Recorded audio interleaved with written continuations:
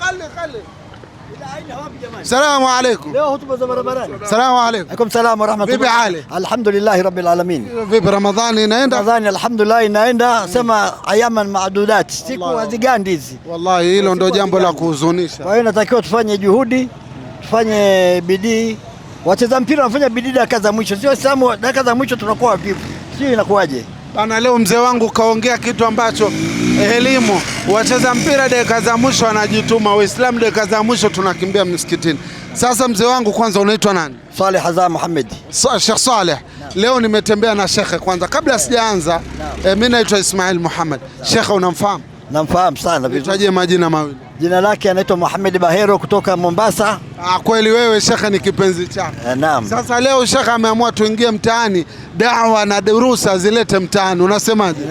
Safi kabisa. Sasa atakuuliza swali. Naam. Ukipata atakupa zawadi, ukikosa atakupa elimu. Kupata na kupatia ni kazi ya Allah. Haya, swali. Kupatia tu inshallah. Sikiza swali. Lo shekhe, mpe swali. Mke wa kwanza wa Mtume Muhammad sallallahu alaihi wasallam ni Bibi Khadija radhiallahu anha. Naam. Je, Bibi Khadija Allah kamruzukia katika maisha yake kaweza kufunga Ramadhani ngapi? Hakufunga Ramadhani hata. Swali umelisikia kwanza? Naam. Bi Khadija kafunga Ramadhani. Nakuja. Bi Khadija kafunga Ramadhani ngapi? Usiniangushe mzee swali. Ushika kwanza, ushika hivi. Mimi naamini Bi Khadija kufunga Ramadhani kwa sababu Ramadhani imefaradhishwa Mtume sallallahu alaihi wasallam akiwa Madina katika mwaka wa pili. Bi Khadija alikuwa ameshafariki. Mzee Swale, wewe uko vizuri au shekhe bwana? Hapana. Mbona umejibu kwa kutoka kwa hao?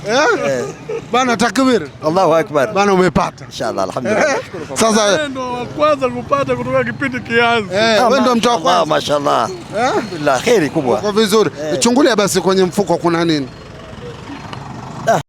MBTV, dira ya maisha yako.